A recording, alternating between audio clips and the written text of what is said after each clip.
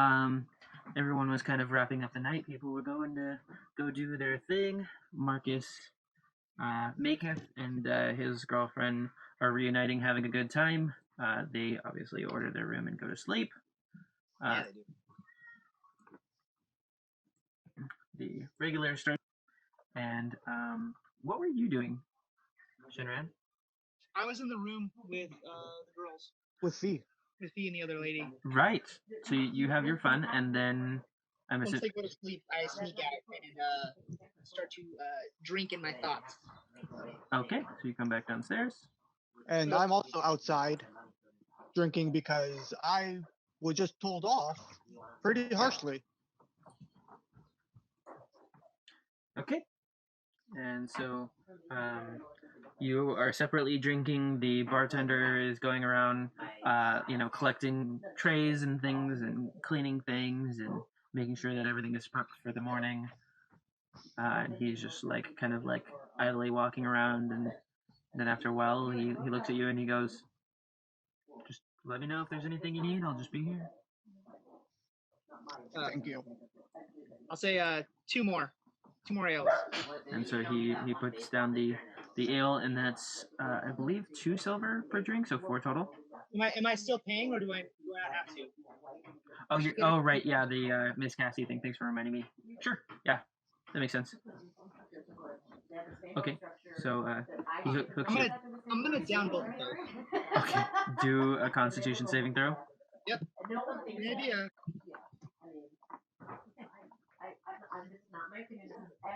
got a 14. 14. After your previous drinking, I would say that you're starting to feel like a really heavy buzz. Okay.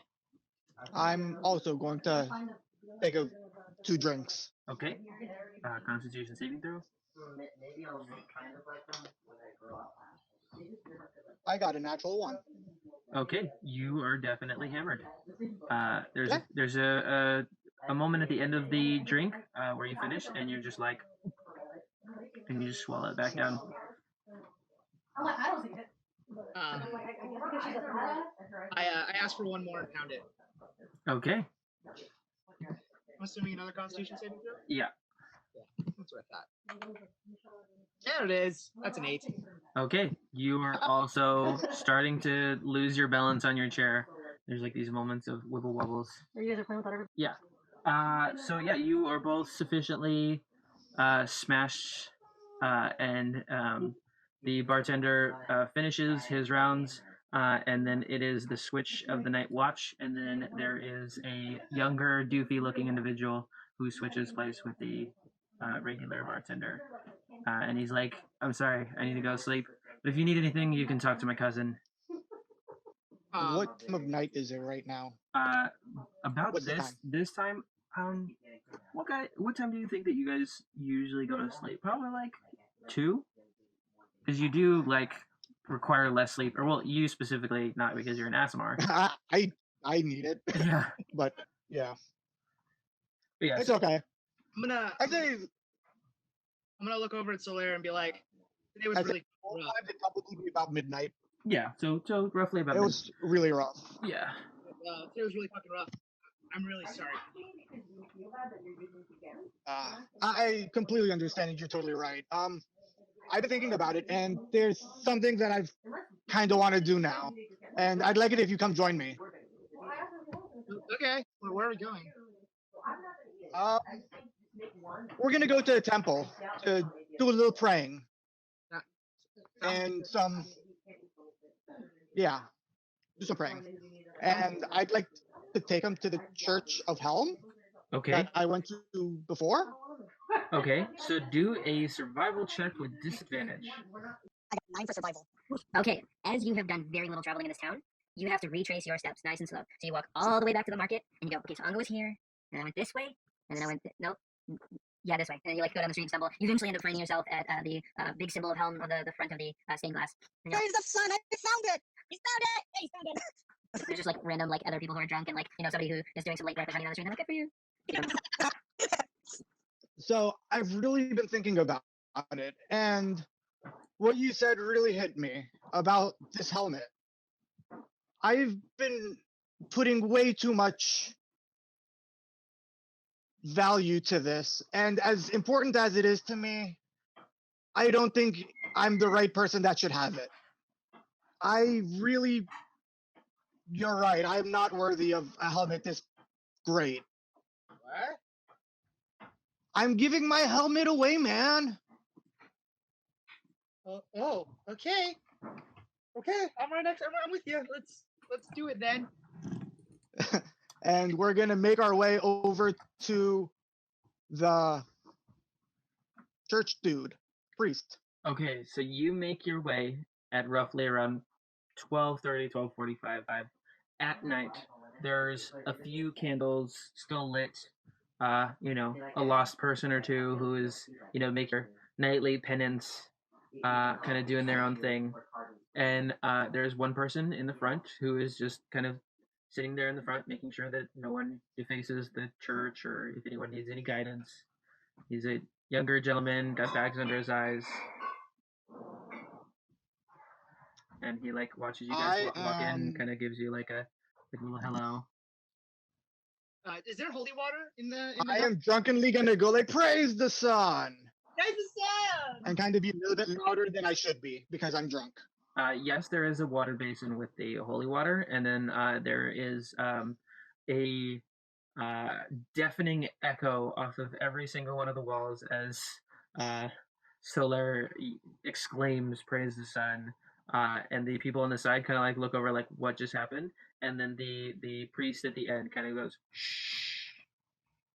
I'm gonna yell, "Sorry!" Is this the priest that I saw? Is this the priest that I saw earlier? The high When I priest talked to him? wouldn't be leading the late night stuff. Like he's kind of a day situation. But Okay, I'd like to go to.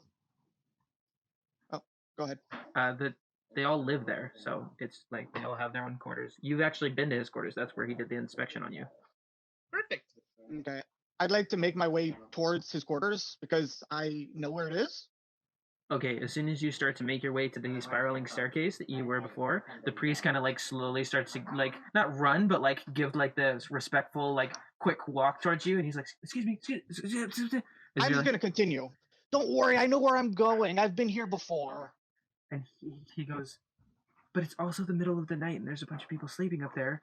Okay, I'll be quiet. Shh. May I inquire, so what the fuck you're doing here? Praising the sun. Please be quiet. It's the moon time now. Praise the sun. But praise the sun, yes. I think you're lost. This is not a Church of Alminator. I know, it's the Church of Helm, right? Yes, you're in the right place if that's what you're looking for. Now, Do you see my helmet? I do. It's very nice. It was bestowed upon me by a guardian from the Helm's Angel people. I'm very worried as to why they chose you, but it is not my job to question those things. Yeah. Well, I used to think I was worthy, but I don't know if I'm worthy anymore. I'm just gonna go into a little bit of a drunken ramble. Okay, he like listens. And that's why I need to talk to the high priest. And he goes, "I would love to have a chat with you, and we can talk about all of your qualms down here where people aren't sleeping." What if we're very, very quiet? And he goes, "If it's absolutely imperative, I will wake the high priest. Life? Yes. But keep in mind, he's not a very great night person." I think he'll. Well, it's a good thing it's the morning time now, isn't it? The sun is still not out, so. But yes, please behave yourselves. Sit in one of the pews. You guys look not stable, and I will be right back. And he grabs a candle off the side, and he quickly starts walking up the stairs in that same kind of like hurried step. A few moments later, there is the quickly moving guy, and then you hear behind him like Fuzzy Slipper like dragging his feet, clearing his throat, as this like bear of a man starts sauntering his way down these tiny steps in his massive body, and he makes his way down, and then he finally gets to the end of the stairs. He's wearing a big purple robe. He's got his big Ominator symbol on the front of his chest, his beard hanging just above it, and he's got like his eyes look like they're almost sealed shut, and he's like, I know you. I remember you too. Nice to see you again. I'm Shinran. Hello. I'm Solaire. Nice to see you, worshiper of Aminator. Did you have any luck with your piece?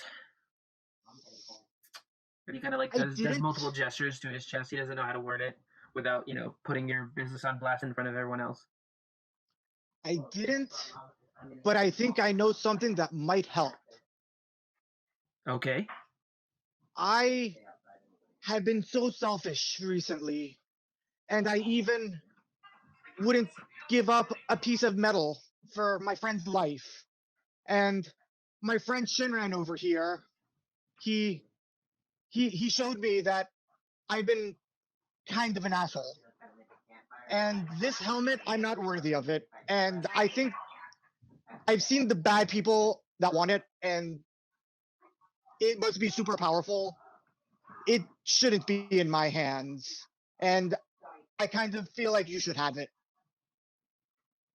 And like his eyes immediately open from like the bags that they are almost sealed open to where you can see every like one of the little red like wiggly things, and he's got all the veins in his eyes popping, but like he just peels his eyes back and he goes, "Are you sure?"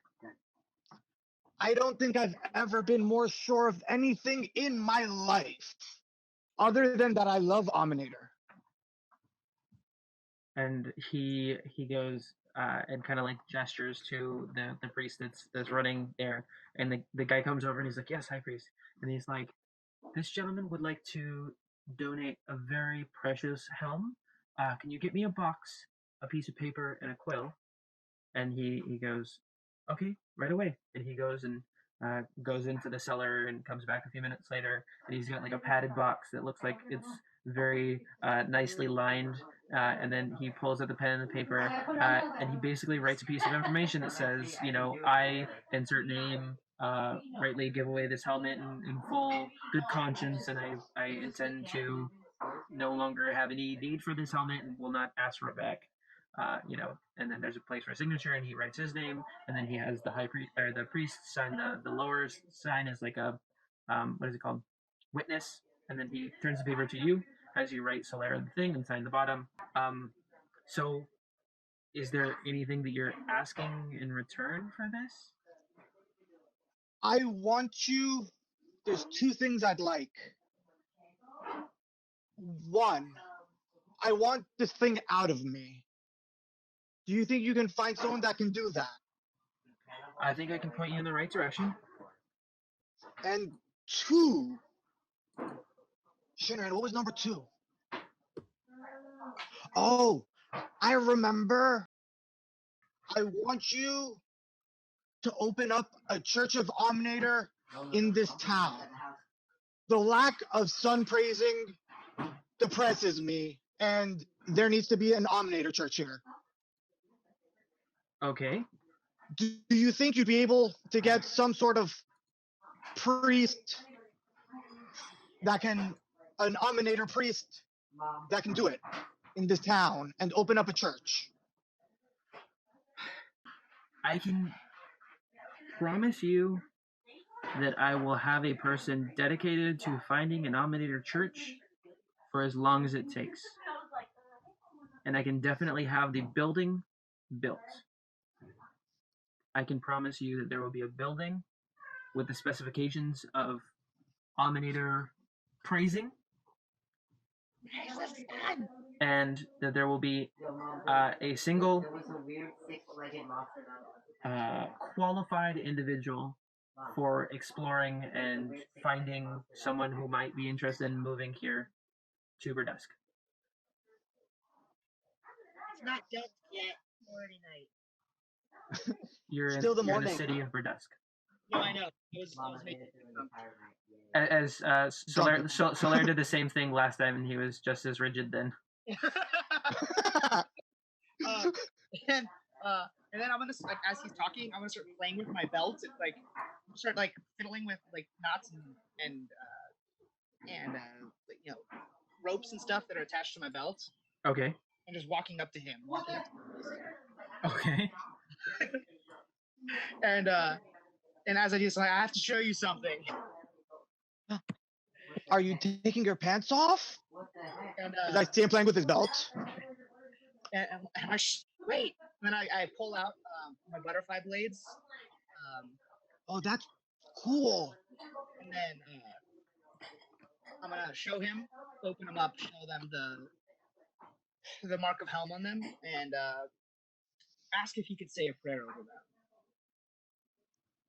And he is totally for that.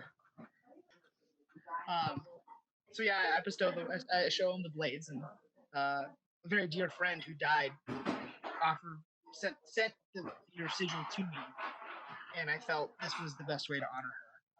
I hope I brought no disrespect to you or Helm. I mean, as long as This you're... is the same friend that gave me my helmet. That's very good. And he just says, as long as you're doing everything in good conscience and you feel that your actions were just, I believe that Helm will guide you as long as you're using these. I have never spilled blood with these blades. Well, that's even better. Okay, so he writes up a thing for you to have that says that he agrees to make sure that a Omniator church will be built to the specifications of Omniator, and that he will dedicate a specific person who will be tasked in finding a worthy servant of Omniator to run said church. Thanks, though. Perfect. That has And one signed. And they're Yeah. Is it too strong? No, it's good. This is for me? Yeah. Thank you. I'm trying to get rid of all of our alcohol right now. Cool. Hey, I'll take it. So yeah, he takes your things. He gets some incense. He gets candles. He does a thing. when I do my signature, there's going to be a little guy praising the sun next to it. Nice. And so he sets you to do your stuff, and I think this is the first time that you've actually seen the intensity of Helm. Like you know, obviously, Valandris was a priest of Helm, or a study of Helm, but she wasn't to any sort of strength. And this guy's a high priest, and he spent most of his life devoting himself. So when he prays, like the room starts to change, the candles get like lighter, the incense starts to coalesce around him, and then it just like the smoke just guides along the blade for a second, and then there's like a moment where it like rumbles and then calms, and then he's like, these blades have been blessed, and he like lifts them up and gently hands them to you. I'm gonna look at them. And like I'm gonna like think about it and like start to move like I'm gonna do some like crazy movement, and then realize where I am, and then I'll cut off someone's arm if I start doing that. Yeah. And like put them together and be like, these will never be used for evil. Thank you. And just sheath them and try to put my belts back on, kind of situation. Like it was a struggle to take it off to begin with. Nice. It will be used to slay evil. Yes? Maybe. Okay. Maybe. Evil is bad. Evil is bad. I agree. I appreciate your time, sir. I appreciate making sure that this gift was put in the right hands. You'll Me do right. too. You'll do right by this gift. He did a good thing. And so, Soler, as he finishes the discussion, he lets you know that in El Terrell, there is paladins of epic proportion that are charged with guarding the field of the dead, and that there's regularly paladins there to smite with ease all undead that come in that area, or that roam that area, and they would be easily able to remove anything that you might have. Thank you so much for your time. And so he like He's gonna gag a little bit after he says that.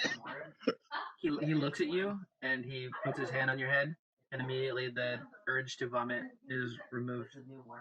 But you're still drunk. But you have no urge to throw up. And he goes, Not in here. he goes, nope. Not in here. We're not ruining this moment. He goes, I know you're not gonna stay long enough to clean that up, so get out. Hard pass. Yeah.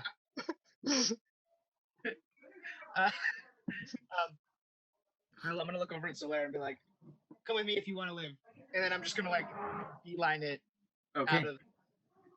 I don't want to die. And so afterwards, when he beelines it and we're going down the stairs, I'm probably gonna stumble down the stairs. Oh no, you stay Because I'm downstairs. They would not. Roll Let, they would not let you go upstairs. Okay. Okay. So you just walk out the normal pathway, past the big double doors that are massive and made of probably an entire tree just on their own. As we're walking, I've had something in mind for a while. I want to share it with you. You have to come with me. I also have an errand to run. Back to the brothel. Okay. To make it back to the wet whistle, roll This is a my favorite place. survival with a disadvantage. Got it.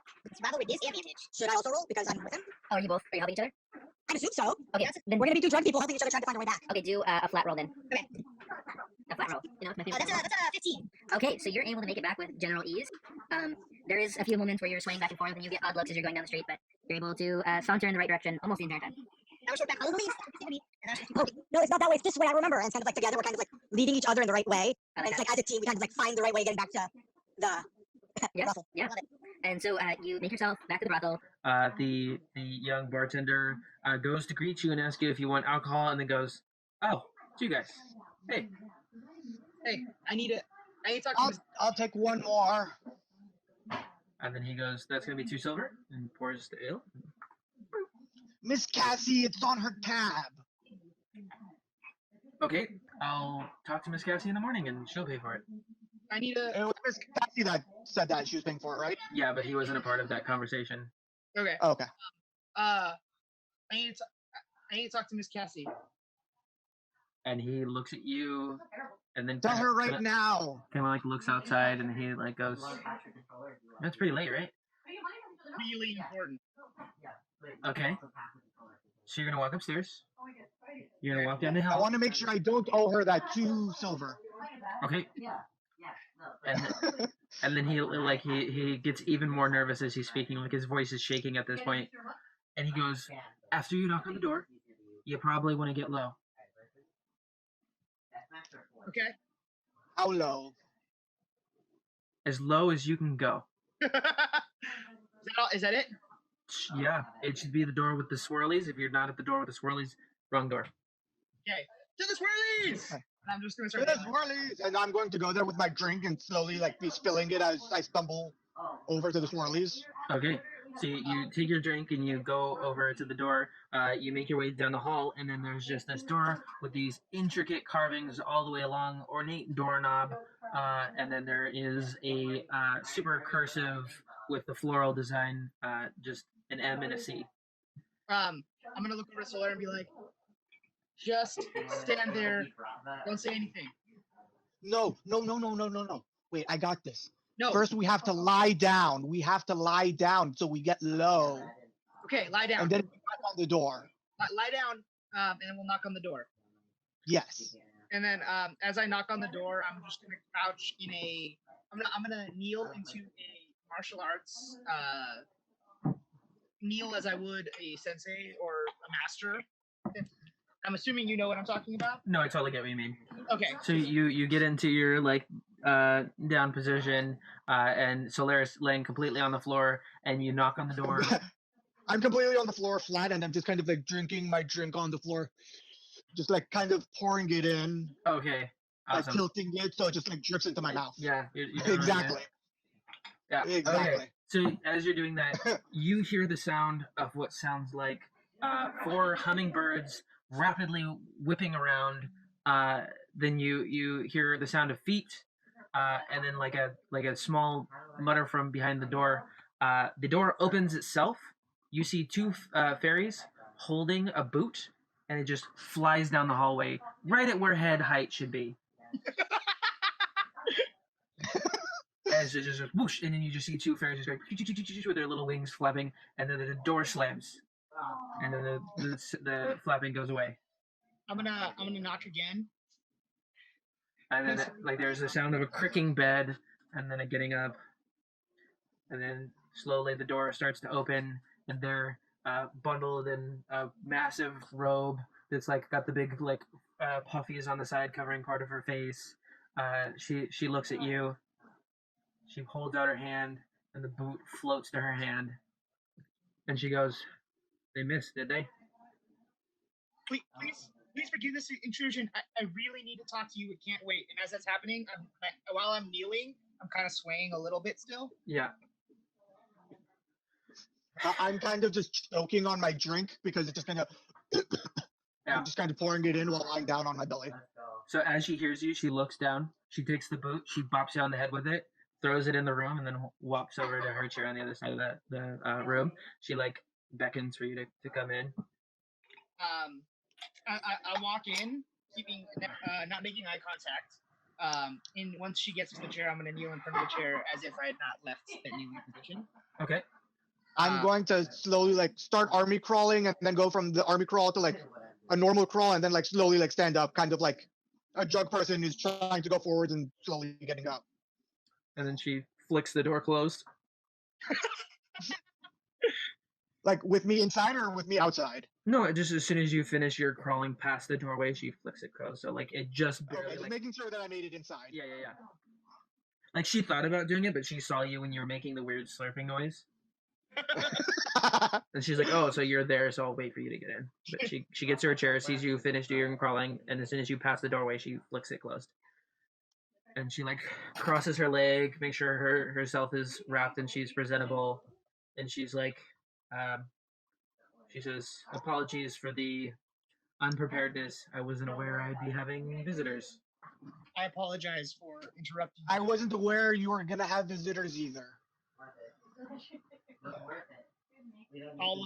This was my idea. All punishment goes to me, please. How much about our adventure? I don't necessarily know what you were doing, but more where you were. I did some bad things. I think I need your help. I need to atone for the person I'm becoming. And she like holds out her hand, and there's like a little chemistry set that like pours a drink and floats it to her hand, and she starts drinking it. My army friend here, I selfishly offered him up as a slave to get everyone back. And there's like as she's sitting there with her drink, she crushes the glass. I will do whatever you need for you to help me do this. I need my sensei. I need to talk to him. She goes, "Okay." She puts a ring on her thumb. She says, "Come here." Okay, I go over. She pierces your ear. Just puts it through your ear. And she goes, "Are you gonna pierce my ear too?" "No." She holds her thumb up and she says, "Don't do what I say. Sit." Okay. And as you stay there, your ear starts to feel like it's on fire. Your head starts to feel like it's on fire. You take 6 points of damage as your brain starts to feel like it's on fire. And she's like, "This is what it means to be a slave. This is every day."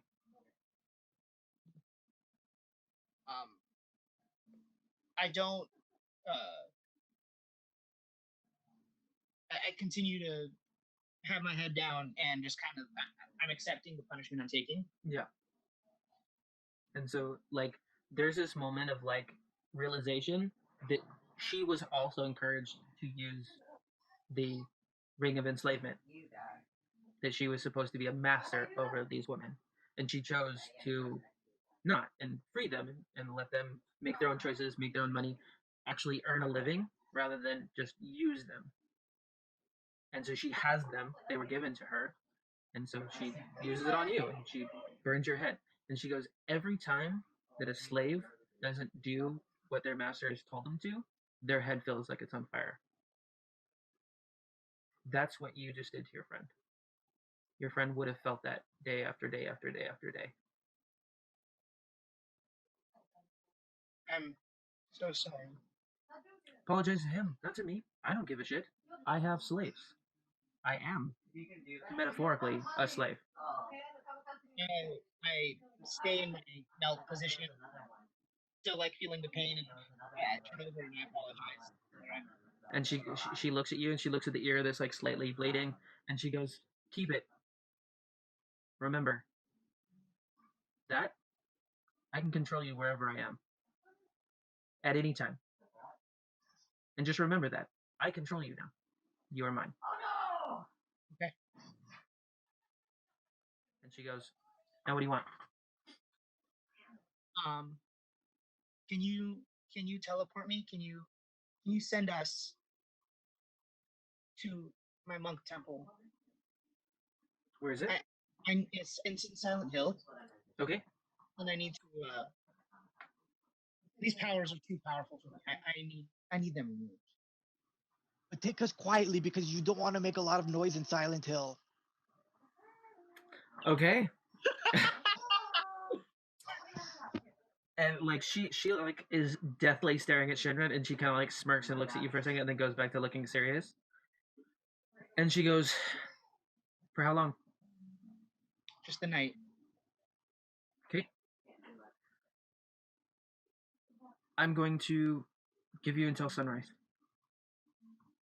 And she draws a circle on the floor. And she goes, remember where you appear? And there'll be a circle just like this. If you are not there at sunrise, you're walking back. And what time of day is it right now? It's probably like just pushing 1 because it took you a little while to walk back. Okay. And do we know when sunrise is this time of year? You would discern it's probably around 6. Okay. Yeah. Okay. And so she goes, don't worry, I'll give you a little reminder and kind of like winks at you. I still don't leave my position. Okay, so she spends the next 10 minutes making a circle.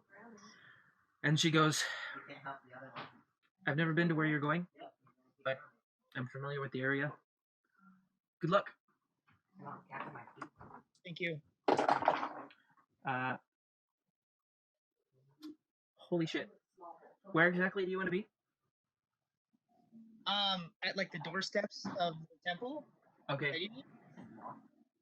You arrive precisely what you described to her. Oh wow. It was a 99. Oh shit. Jeez. Like you're like, okay, so it's this wooded thing and it's got a perfect like outlook of the mountain range around it.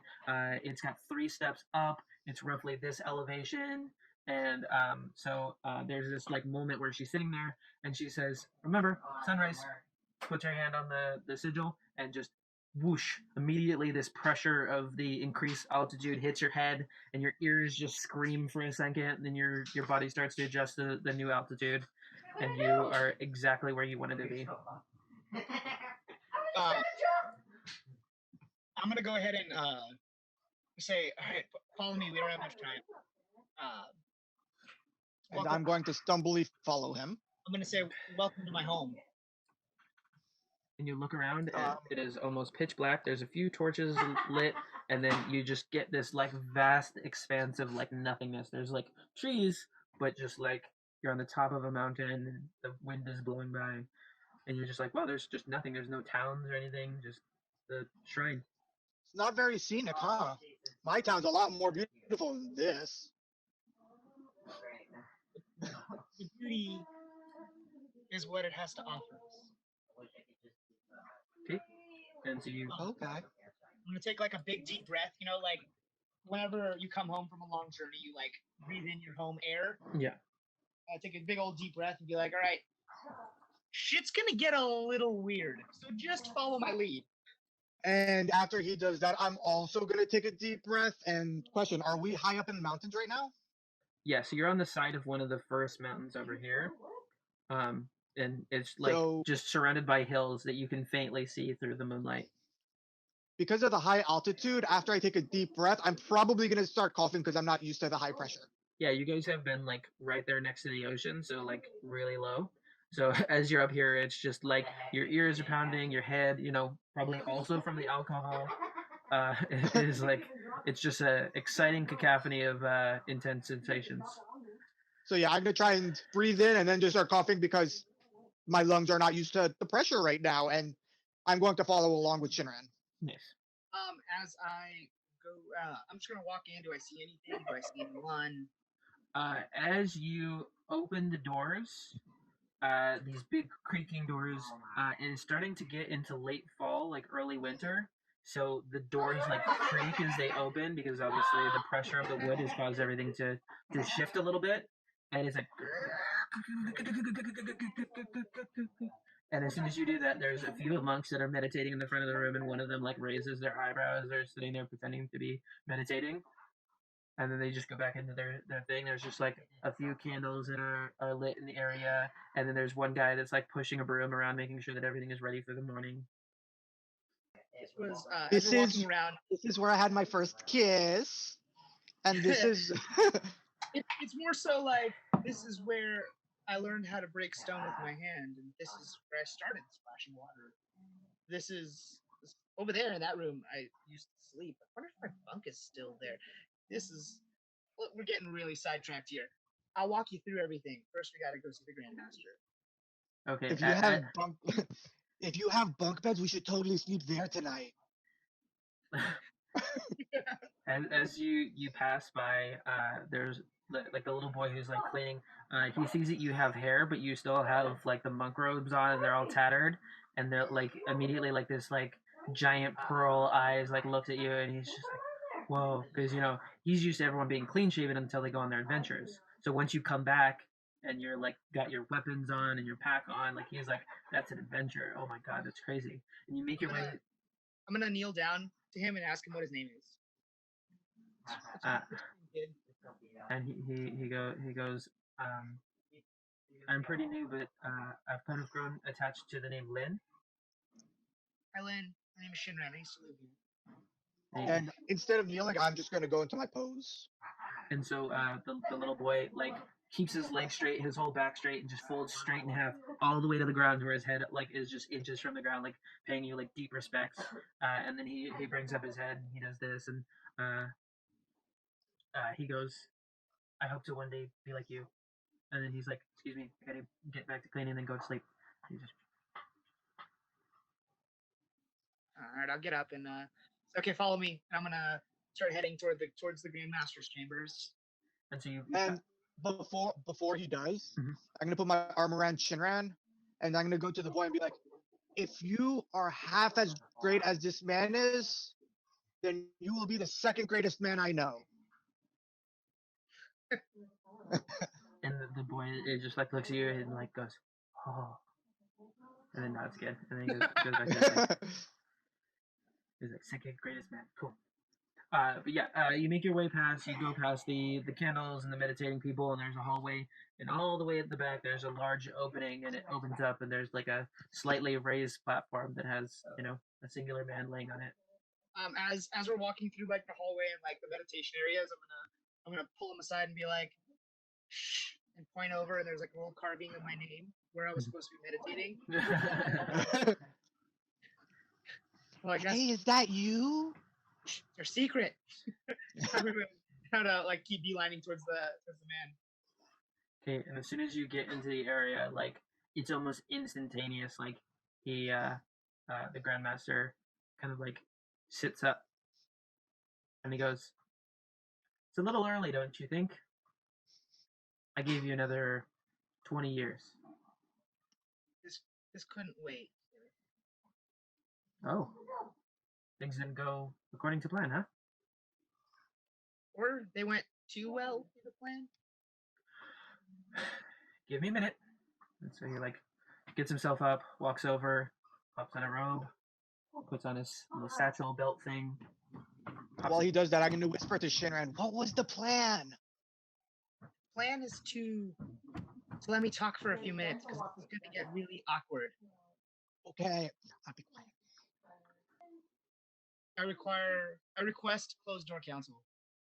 And so he like stops flexing his muscles and warming up. He's like, "Oh, okay, chat it is." Grabs a candle, snaps his fingers. The candle lights.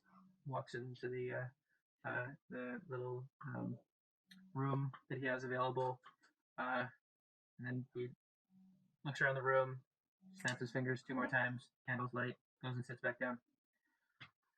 And he kind of like yawns for a second, and snaps his neck, and it's like, and he goes, "Okay, how can I help you?"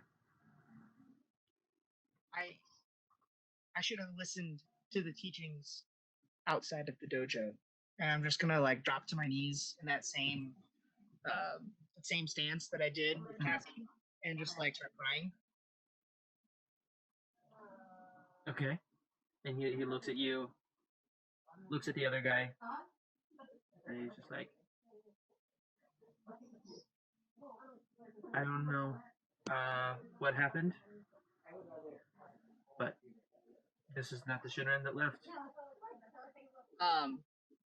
I'm going to tell him everything about accepting the deal with the devil, everything.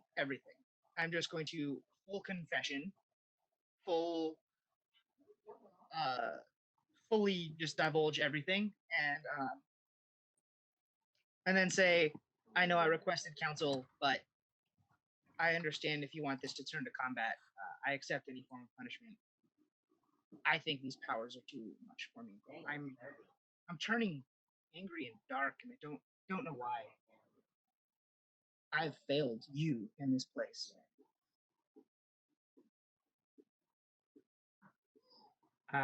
He looks at you, and he goes, "The fact that you are admitting to your mistakes shows that you may have been on the wrong path, but you've found your way back." I don't think I deserve that, but thank you. You know why Tyr has one hand? No, why? Because everyone makes mistakes.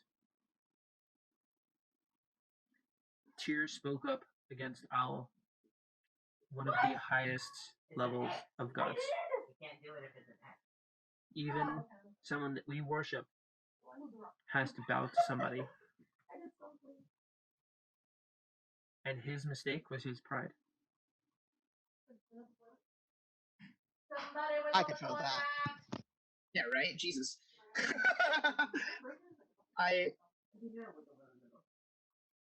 And he goes, I think that you took our teachings and you excelled at the physical ones and neglected spiritual aspects. I implore you to consider the path of servitude towards Tyr and towards being your best self.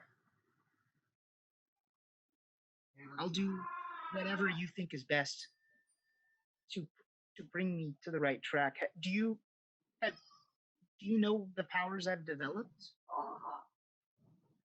Do you know that? You've vaguely mentioned along our 3-hour long story that you just told. Probably added that in at some point. Yeah, probably. Okay, fair enough. But by this point, he's probably heated tea, poured it out for everyone. But yeah, he's got a general kind of by this point he is fully awake, kind of listening intently on this whole story, and there's ups and downs and these moments of sitting there stroking his face, and he's got the clean shaven look, but as he hasn't had a chance to shave today, he has a little bit of stubble from the day before, and he goes he kind of looks at you and he goes,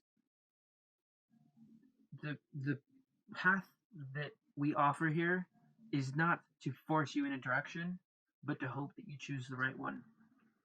And I think during your practices, you may have found the shadow abilities too enticing. They're useful, but they are extremely uh, empowering to sometimes the wrong people. And I think that you might try some of our other forms that might be more interesting to you. And so like he like mentions a previous teacher, and you like kind of go, oh yeah, I remember the teachings of them. And he generally says open palm and gentle palm are really fundamental towards peace and potentially disarming your target rather than just murdering because you don't like them.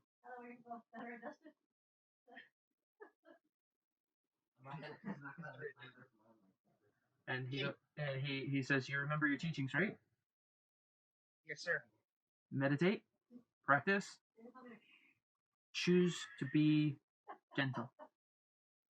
Can you remove the darkness that I allowed to fill me? And he goes into his chest that he has on the side of his room, and he pulls out a symbol of tear, and he goes, no, but you can. And just plops it over you.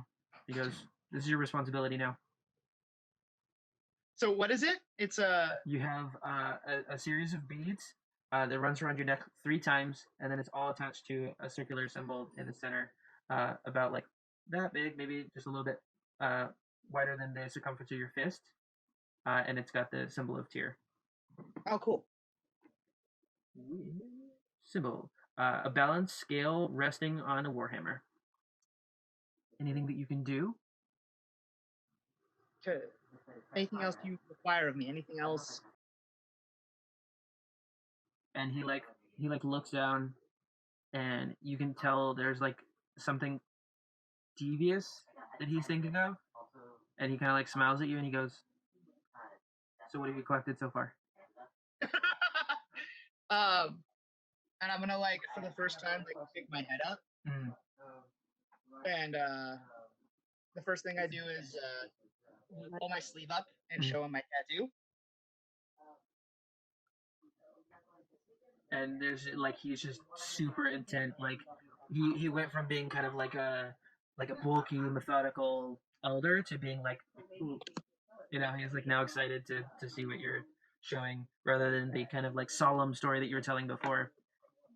I show him all my little trinkets and things I've collected, and I'm like, I've given some away. I've been growing my. I know we just put it on like a lanyard, a string around our waist, and I pull my hair out and I show him the long braid of all of my little fun things and how they've all been woven together and into a braid that's going down my hair. And so he like looks at all the different objects, and he like points them out and asks you about them, and he's like, what's that? He's like, oh, that's so cool. And he goes, things have obviously changed since I went out. Well, the generations have changed, that's for sure. And like he looks at his belt, and he's got like series of like little metal beads, wood beads, and stone beads, and he's like, most of these are all just dwarves. I really like dwarves for some reason. I have an idea, sir. Okay, sure. If I'm to start anew, maybe I truly start anew. Okay. Would you like me to wipe your mind? I mean, no. I think that would be an easy way out. Reincarnation. And I like hold the braid out, and maybe I start from scratch, and we save this one as the first part of the journey.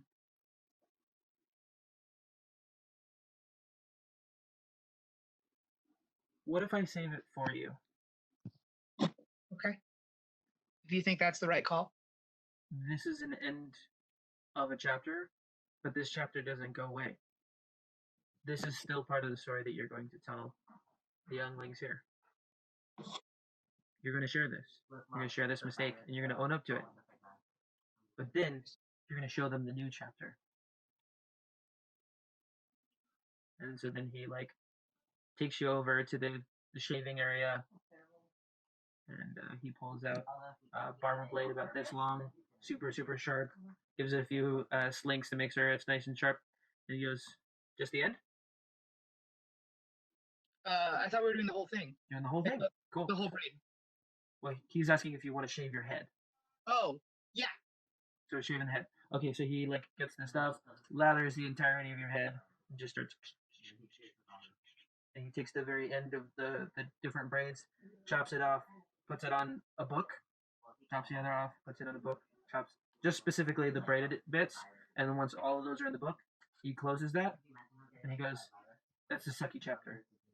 And then he cuts off the rest of your hair, and then he gives you a slap on the side of the head, and he says, "Now go make a good chapter." Can I start now? However you want to start. This is your story. How are the funds around here recently? We've been doing some good trades. The people in the area have been, very helpful.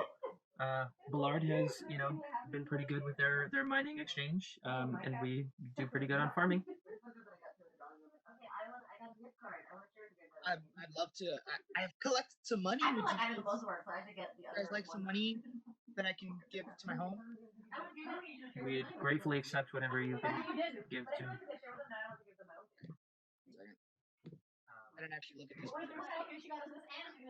I'd also like to say, I like this idea of starting anew.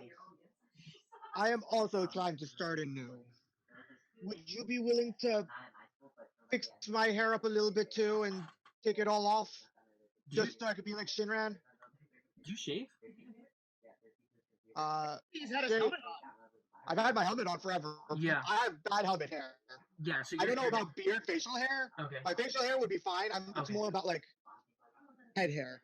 I'm just wondering what he's looking at. So you said you had like white looking white at hair? Yeah, long silvery hair. Okay. And he's like looking at you with your eccentric colored eyes, and he goes, "Sure, my odd friend, I would love to do that for you." Is there a way that we can keep it in a way where I can keep my hair in a wrap though? Oh, you want to save it? Yeah. Okay, so he takes your hair, he takes a rope, and he wraps it at the edge, and then very finely traces your head, and then just pulls back every time, pulls, and then he gets it until he gets right around the edge of your head, and then he just pulls it off, and there's like a little Solaire wig, and then he just goes, hold still, gotta clean up the rest of this, and then he gets the little pieces that he missed, as far as like patchy bits that wasn't as close to the skin as possible. He finishes it up, and he takes this last little thing, puts it on top of his hand, like a little roller with a bunch of different blades on it. He just runs it along your head, and your head is like silky fucking smooth. And then he gives you a smack, and he goes, "Any friend of Shinran is a friend of mine." I'm gonna pull out 300 gold. Oh shit. Okay. I'm gonna hand it to him, and I say, this isn't to pay for my sins. This isn't for that. This is for my company. I know you will do what's best with it. I know I can't buy what I need. And and I'm gonna say, what do you know about that little kid Lynn? He's a similar story to yours, but unfortunately his parents brought him here, and they said that they couldn't handle having a child. So obviously, we said that we would take care of him, and so he has been very aggressively earning his share, and he's a very hard worker. Yeah, I met him. He was very excited to meet an adventurer. He didn't realize what that actually means. I think you're a perfect testament to the idea that no one really knows what it is to be an adventurer until you leave. Tell him to be better than me. To learn everything you have to offer him. And I look forward to seeing him when I return. And about this time, you've had like really long conversation. You've had your hair shaven. You told your entirety of your story. All this stuff has happened, and Time to get going. you hear a voice in your head that says, "Walk towards the circle." Grandmaster, as much as I really enjoyed this, we need to leave immediately. My penance is calling. And so he looks at you and he looks concerned because it's still bleeding and it also looks like it's on fire at this point. As you take another 8 points of damage, and the searing white pain for not starting to walk immediately hits you. Hi, Sensei, and I'm just gonna like bow really quick and I'll send you a letter, and I just like start walking, and he goes, I understand. Also, you should probably have that removed. I will also bow. Okay, and It's been a pleasure meeting a mentor of Shinran. And so he also like puts his hand over him and he slowly lowers his head to you and he says, "Feel free to come back anytime soon. Good luck. Take care of him." I will try. And I will try to keep him safe. I appreciate that. And there's like this moment where you don't hear any footsteps. He just stands there and he watches you leave all the way down the hall. And we post haste to the circle. Okay. And then as the sky starts to show and you get this view of all these subsequent mountains, one right after another, after another, after another. While we're standing there, I'm like, Shinran, don't forget to crouch. And so as the hills start to come into view and the purple of the sky starts to open up into lighter colors, you see the cresting orange over the skylight and a circle appears on the floor and you step onto it and boom, the pressure of your ears immediately fades, your ear goes pop, and you're just like, fuck, it hurt. And then you are now standing back in Miss Cassie's room. Her now fully dressed, makeup done, nails done, shoes on her feet, her room all nice and organized. And she goes, "Have fun." Fun. It was good to be home, but I have a lot to do to make up for what happened. Okay, well, don't offer any other people into horrible situations. Yes, ma'am. And good luck on your adventures. I hope that you figure out what you're looking for. I can't wait to come back and show you the person I've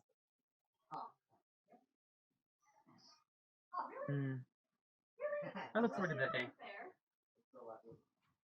And if I'm not here, look for the fairies. Yes, ma'am. And then she goes, "If you excuse me, I've got other people to find. Bye." And then she just, from the room, disappears. Nice. I think at this point in time, me and Shin are I'm probably going to go head back to the bar and just kind of like rest because I realize I'm not going to get enough time to sleep. Yeah, about this point, the sun's starting to crest over.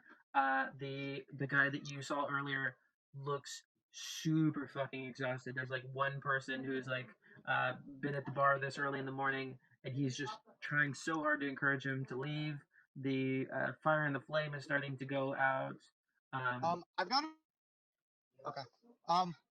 I'd like to see if there's by any chance an area that's like a high areas that we'd be able to see the sunrise.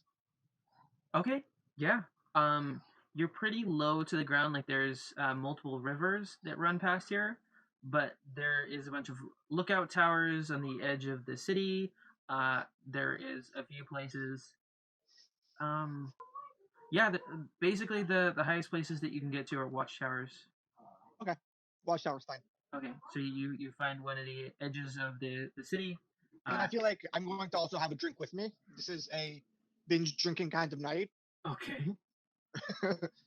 So you make your way to the edge of town with a drink, which the bartender reluctantly gives you, and he's like, I don't know if it, actually, I don't know if it would be a drink or if it would be something more like tea. Probably be more like tea at this point in time. Okay, so he reluctantly gives you the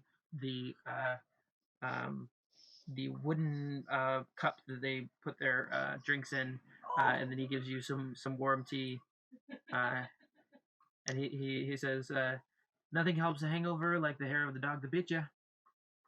Thank you. And so you're on the edge of this one here. Okay. So as that's happening, I'm just going to kind of stay in Cassie's room and try to talk to Tia for the first time and just see what happens. Okay. And just be like, "Hey, I know I never really paid attention when I was supposed to be learning about you. I don't know how to do this. I need your help." And as you sit there in a meditative position with your hands crossed, you've got this kind of like pose with your fingers interlaced. You've got your thumb pressed against one another, your feet perfectly tucked into a flexible lotus pose because you've got great flexibility. You sit there and your back straight, and you just inhale and exhale, and the searing pain of having your brain lit on fire twice, the alcohol now hitting you with a hangover, the slightly swaying of still being slightly drunk. You're so distracted. It's a peaceful experience, it's a healing experience, but you don't hear anything. But at that point, the teachings of your mentors kind of like rings into your head that never happens on the first try. It's just consistent practice and faith in what you believe guides you in the right direction.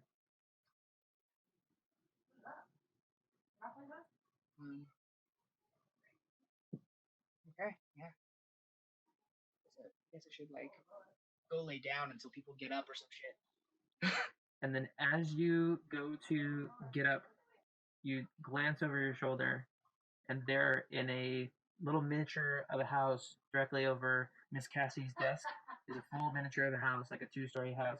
The door is open. There's two little fairies just sticking their heads out and watching you the entirety of the time. Their eyes just completely glued on you, like, what is happening? And then as soon as you look over, they just immediately go behind the door. You just make your way out. And about this point is when everybody else would be waking up because everyone only requires 4 hours of sleep. Yeah, and I'm probably gonna make my way back to, I guess, campsite. Cool. And so after like I see the sunrise because Solar loves the sunrise. Let's praise the sun. yeah, and that's where we'll start on Thursday. Okay. Everybody will be